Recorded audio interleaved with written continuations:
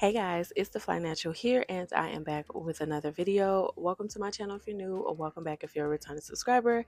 If you're new and not yet subscribed, make sure you do yourself a favor and hit that subscribe button and join the family because I guarantee if you have good taste, you'll like it here. Hey guys, so the time y'all watching this video, it's the new year, y'all. It is 2026. So happy new year. I hope you guys are starting the year off strong. I hope you guys have your goals planned out and an action plan to reach every one of your goals. And I hope you hit them all this year. But since it is the first of the month, y'all already know what we're doing here. We are doing a recap.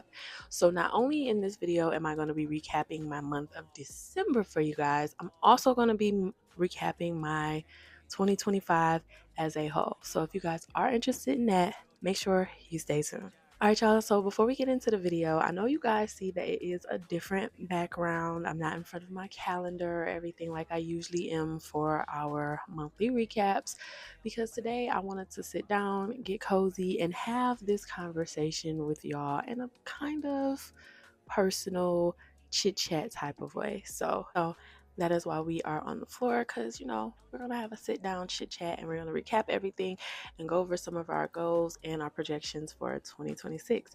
So let's get into it.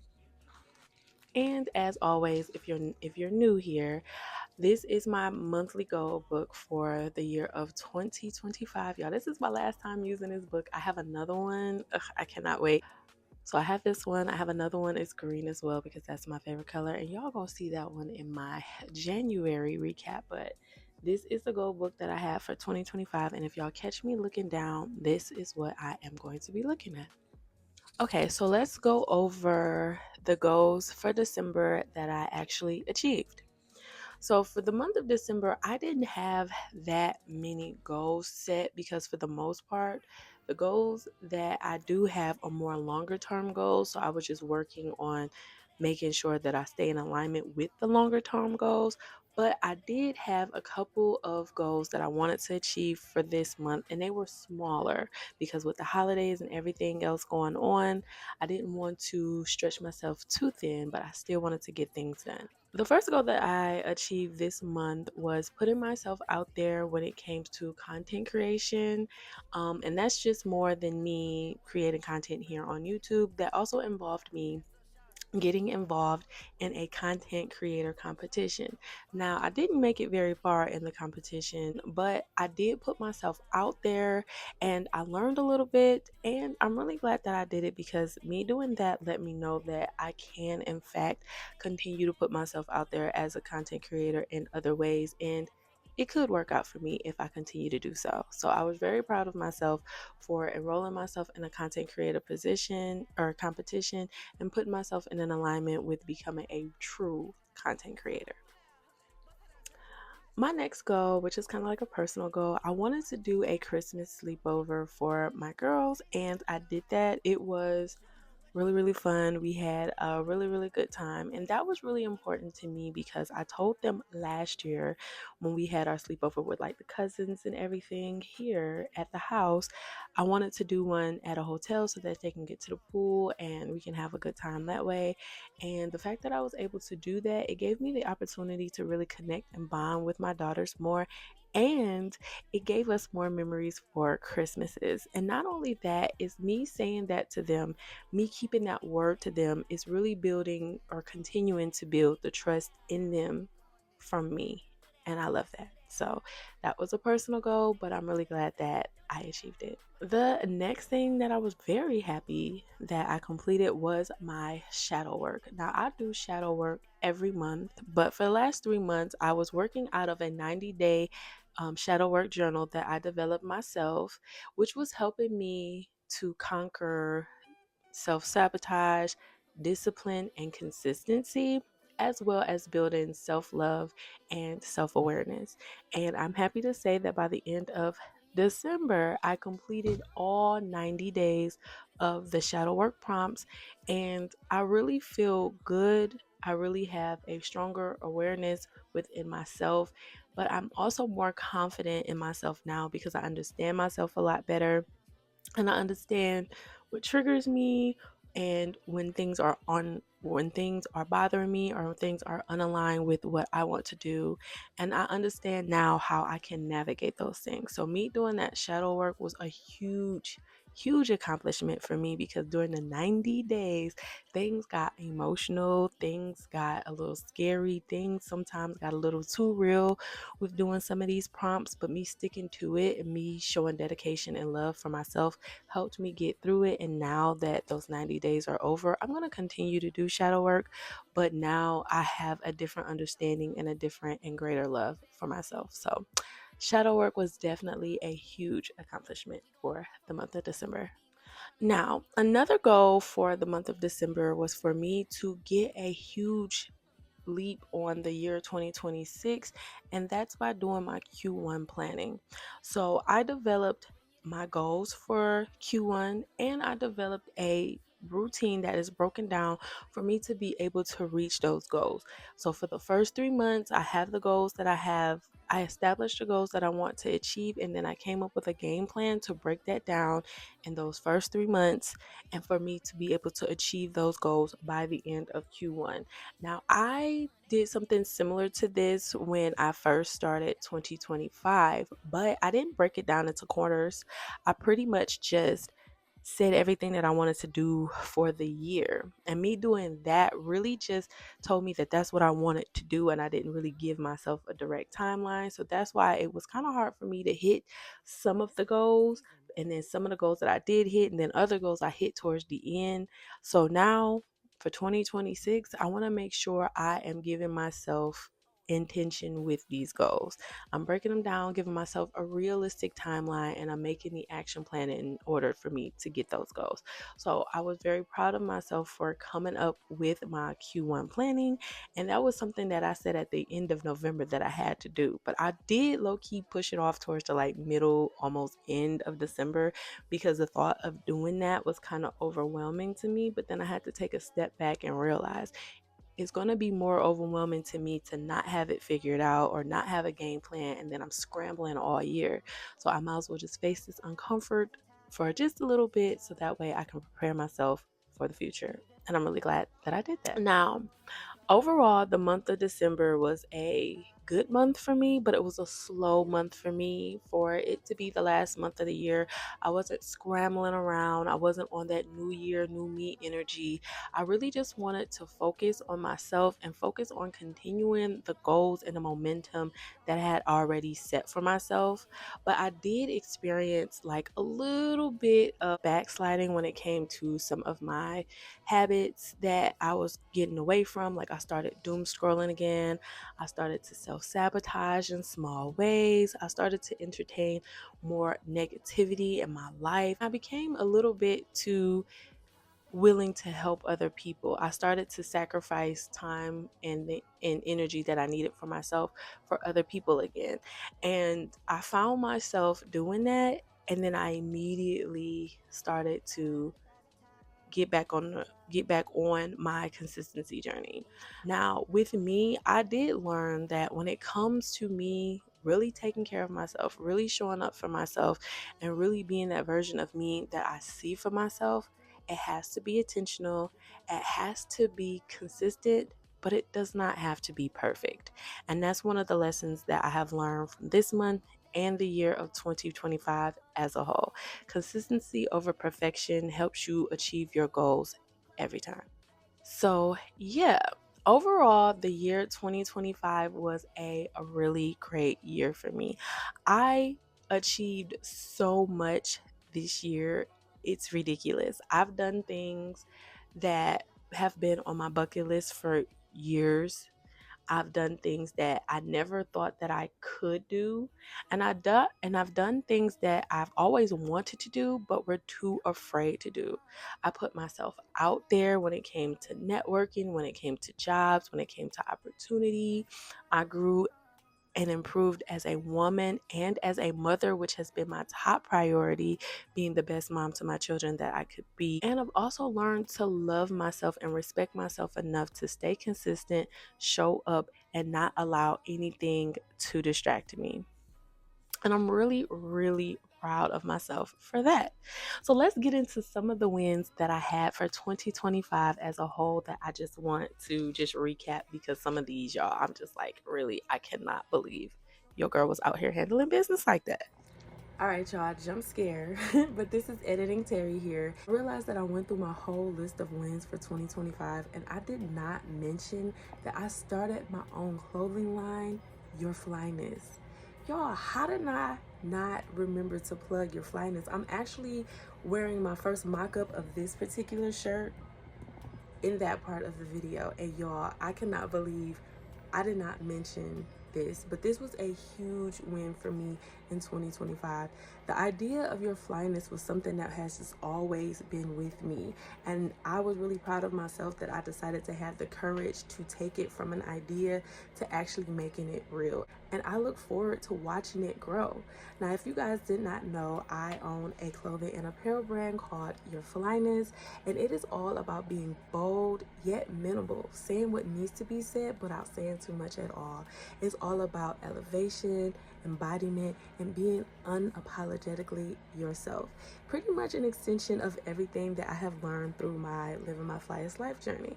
So if you guys are interested in some cool inspirational tees like these, which are bold and minimal but says exactly what needs to be said, go ahead and check out itsyourflyness.com and see what you like. And if you see something that catches your eye, make sure you use this code here so that you can get free shipping on your order.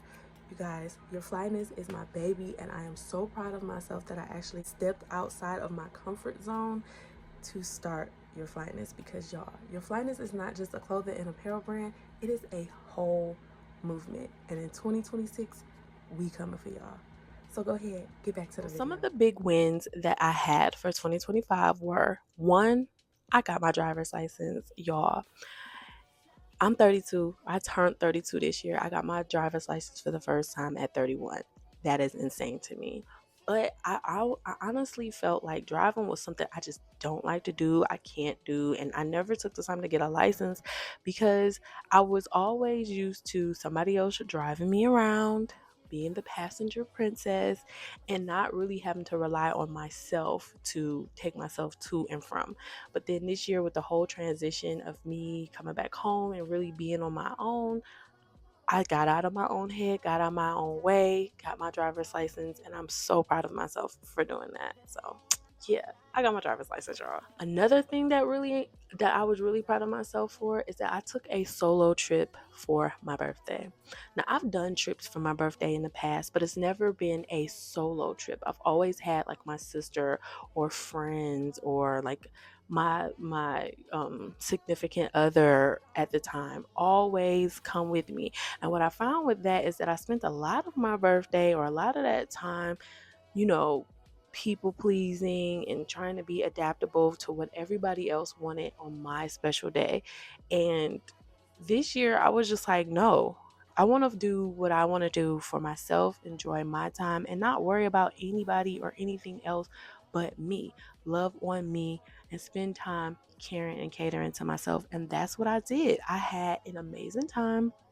I took a solo trip to Atlanta. I climbed Stone Mountain for my birthday, and I had an amazing time.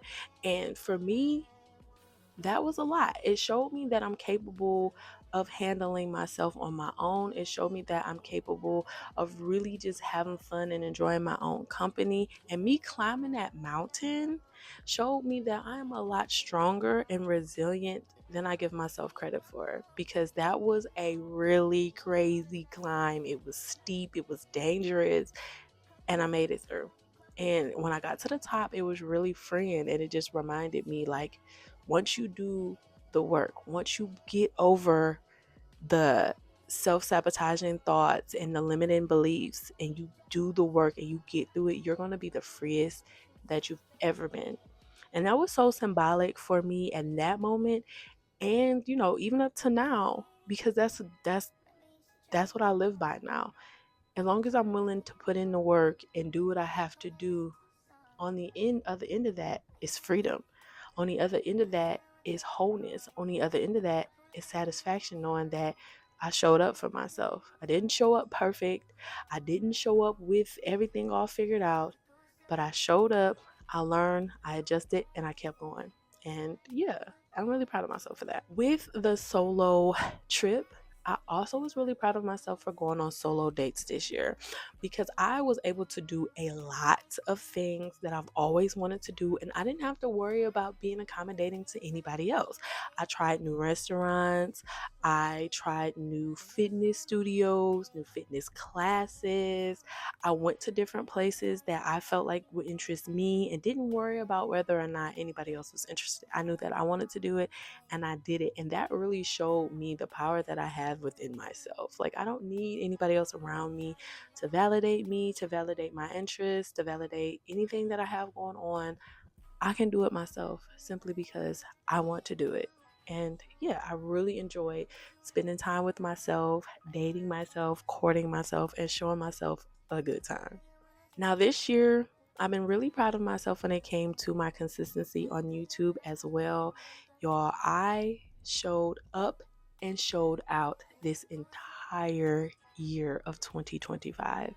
I showed up consistently. I showed up strategically. I didn't make excuses for myself. I started off slow. I had a plan and I kept going. I was able to start my Living My Flyest Life series at the beginning of this year. Actually, that was the end of 2024 that I started my Flyest Life series, and I kept that series going all throughout 2025. I did not miss an upload with that. Now, it was times where the upload was uploaded a day earlier or a day later, depending on when my monthly recaps fell into the month, or depending on when other personal things happened. But I stayed consistent. I showed up. I didn't back down. And y'all, a lot of the times when I was filming and doing everything, it was a lot going on. A lot of personal stuff, a lot of stressful stuff, a lot of change. And I showed up anyway. I continue to pour into my content because, like I said, I am a content creator. And me creating the content consistently, showing myself that I can be dependable to myself and my community on YouTube. Oh yeah, I was definitely proud of myself for that, and still am proud of myself for that. And I'm going to continue that consistency into 2026 and beyond. Along with it, the consistency of showing up on YouTube, I showed up for myself consistently when it came to fitness and self-improvement through shadow work and journaling. One of the biggest things for me this year was to improve my mental and improve my physical. When I first came back to Michigan, I was 211 pounds. I knew that I wasn't happy and I knew that I wasn't my best self. So, in order for me to get back to who I was and who I know that I am, I had to really take a hard look at myself, put in my non-negotiables, and do the work to get to this point that I am now. I did my journaling to document my mood, my mindset, and then I did this shadow work to really dig into myself and look into what could be bothering me, what's triggering me, what trauma do I have lying within me. And then I also decided to make a conscious decision to constantly move my body, whether it was yoga, whether it was walking, whether it was taking a Pilates class or another fitness class. I made that commitment to myself because I know that I wanted to not only change my mind, but change my body as well and my health. And I'm really proud of myself because now journaling, shadow work, fitness, and diet has become like my regular. Now, sometimes I do struggle with the food aspects because I am a sweets lover. I love me some sweets and I love me some carbs like bread, pasta, potatoes. Give it to me. But I have learned that it's okay for me to still have these things in moderation and still stay on my health conscious goals. So now, I've learned a lot of lessons in 2025, and I want to share some of them with you guys. The one lesson that I learned is that people are not going to honor your boundaries if you don't. I can tell a person all day, hey, I don't talk on the phone after 8 o'clock because I'm going to go to bed. And they can say, okay, and call me at 8 o'clock anyway. And if I decide to answer, I can't be mad at them for calling me at 8 o'clock. I have to be mad at myself because I decided to pick up that phone. Because that's the boundary that I set in place for me, not something that they set in place. So what I've learned is that, and it's important for me to not only say my boundaries, but stick firm to my boundaries, because just because I told somebody something doesn't mean that they're going to honor it, and doesn't mean that they're going to believe it, because they don't care. A lot of people do not care about your boundaries, especially first off top for you telling them, because some people see your boundaries as a way of restricting them from what they want or need from you. And they're going to continue to try their hand to get you to break your boundaries, to bend on your boundaries, so that they can get what they want. And it is your job to stick firm and hold firm to your boundaries, because that is something that is protecting you and your peace. And you don't have to break or bend your boundaries, because if somebody isn't going to respect your boundaries, that's somebody that doesn't need to be in your life. The next lesson that I've learned is that I have to accept things for what they are and move accordingly. There's a lot of things in life that I can't change. There's a lot of things in life that I can't control, and there's a lot of things in life that really irk my nerves. But what I've learned is that I have to accept things fully for what they are and move accordingly. I have to accept my situation in all parts and in all aspects, change the things that I can, accept the things that I can't, and move on. There's no need in worrying about things that you can't change, because you can't change them. There's no sense of wishing and hoping for better.